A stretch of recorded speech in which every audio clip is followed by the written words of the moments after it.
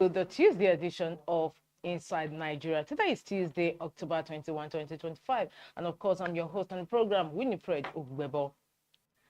On today's show, we are looking at the first segment of the show, and that is newspaper review. As we normally do on the program, we flag up always with Nigeria's most influential newspaper, Leadership.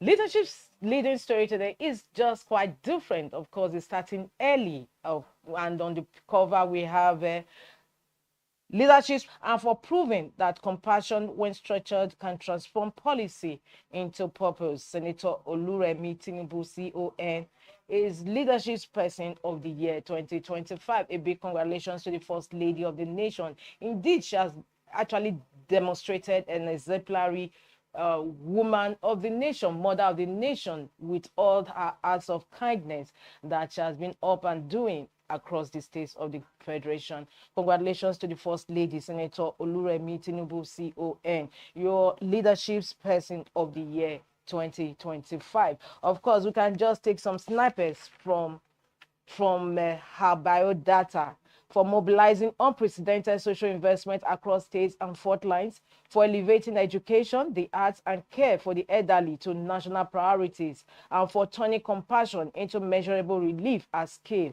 Senator Okuremi Tinubu is Person of the Year 2025. And of course, on the first paragraph, we have when compassion becomes policy. In a year marked by economic turbulence, public unease, and post-reform hardship, Senator Okuremi Tinubu has emerged as the steady voice of compassion and structure in governance. As Nigeria's First Lady, she has shown that power, when guided by empathy and discipline, can touch lives far beyond the ceremonial. Through the Renewed Hope Initiative, ROHI, her signature social investment platform, she has turned the office of the First Lady into a model of purposeful service. Her work, underpinned by data and transparency, has reached widows, students, the elderly, and persons with disabilities across Nigeria. The test of power, she often says, is not how loud it speaks, but how gently it lives. Some of the excerpts today on the Person of the Year 2025 and the person of Senator Okuremi Tinubu. Congratulations once again. Of course, we also have other awardees in Leadership's publication, which we are not going into for now. Congratulations once again to the First Lady. And still on the cover of Leadership, Nnamdi Kanu, groups play crackdown on protesters in Lagos, Abuja orders. Yesterday, Omoyele Sowore, publisher of Sahara Reporters, actually made good his pledge to lead a protest to Aso Villa to demand the release of the self-acclaimed IPOB leader, Nnamdi Kanu. And that was met with some, we like to call it resistance, crackdown by security agencies. And the story continues on page 23 of Leadership. The other story gracing the cover of Leadership this Tuesday: speed up trial of high-profile corruption cases, Tinubu tells judges. That story is on page 42 of Leadership. Speed up trial of high-profile corruption cases, Tinubu tells judges. It's on that note we move to the page 3. This time around it's no longer page 3, but we'll just move to inside page of Leadership to take today's stand.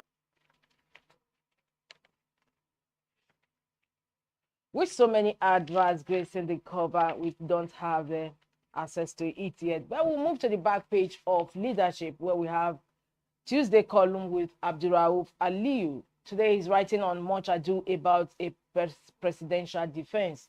Much ado about a presidential defense. Today's Tuesday column with Abdurrauf Aliyu.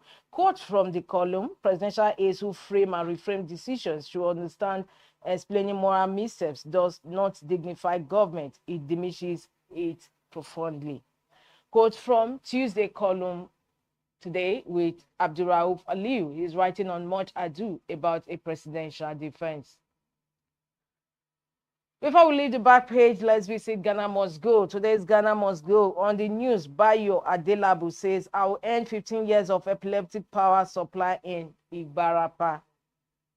And Ghana Must Go says, this must be a different Adelabu.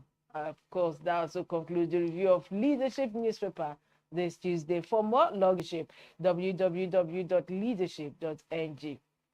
We move ahead to the next papers we have on our lineup, and that is The Guardian. Of course, other papers we have on our lineup today are talking about yesterday's protests across the nation, especially in Abuja and the southeast. The Guardian newspaper says, hashtag free Nnamdi Kanu, chaos as police disperse Abuja protesters. Southeast shuts down for Kanu. Free Nnamdi Kanu, chaos as police disperse Abuja protesters. Southeast shuts down for Kanu. We have pictures from the scenes of the Free Nnamdi Kanu protest yesterday underneath the leading story. Hashtag NSAS, police reforms linger as Nigerians demand justice 5 years after. Yesterday, incidentally, was the 5-year anniversary of hashtag NSAS protest, also where so many youths were killed in that ill-fated protest. And the anniversary yesterday, police reforms linger as Nigerians demand justice 5 years after fallout of yesterday's anniversary of hashtag NSAS protest. Teenager arrest for allegedly removing sister's eyes for money ritual. That is on Metro page 8 of The Guardian. Teenager arrested for allegedly removing sister's eyes for money ritual. Underneath that, unions, NIMET workers via aviation sector shut down today over poor wages. NARD strike looms as 30-day ultimatum to federal government enters final week. NARD, that is not National Association of Resident Doctors, strike looms as 30-day ultimatum to federal government enters final week. Olanipekun tells National Assembly, Nigeria needs new constitution, not amendment. It's also the leading story on another paper we have on our lineup, and that is The Nation. Nigeria needs new constitution, not amendment. Olanipekun tells NAS. Resolve dispute with ASU or face nationwide strike, NLC warns federal government. Lastly, on the cover of The Guardian, Nigeria under sustained attack from foreign propaganda, says federal government. Sustained momentum, Tinubu tells judges as EFCC names 500 billion naira thousand. That news runs on page 5 of The Guardian. It's also on that note we conclude review of front headline stories on The Guardian this Tuesday. For more, log into the website of The Guardian newspaper. We move ahead to the next paper we have on our lineup, and that is Vanguard. Vanguard talking hashtag free Nnamdi Kanu protest. Abuja grounded as security men tear gas protesters.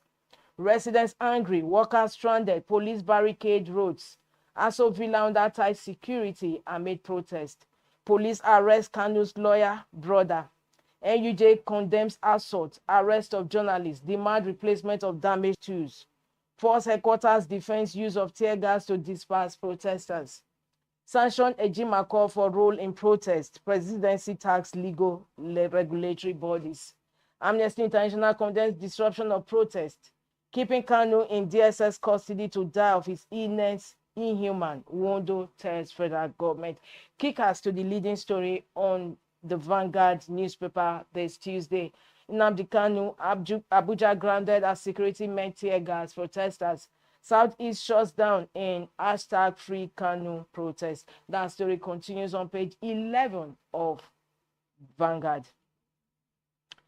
NLC gives federal government 4 weeks to resolve education sector crisis. Says no pay, no work as ASU, SANU, NASU others unite for action.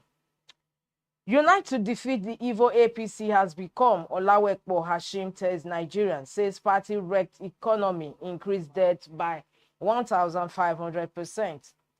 And in sports, Okoye remains Udinese's numero uno goalkeeper, coming from the coach. And that takes us to the stories above the masthead of Vanguard.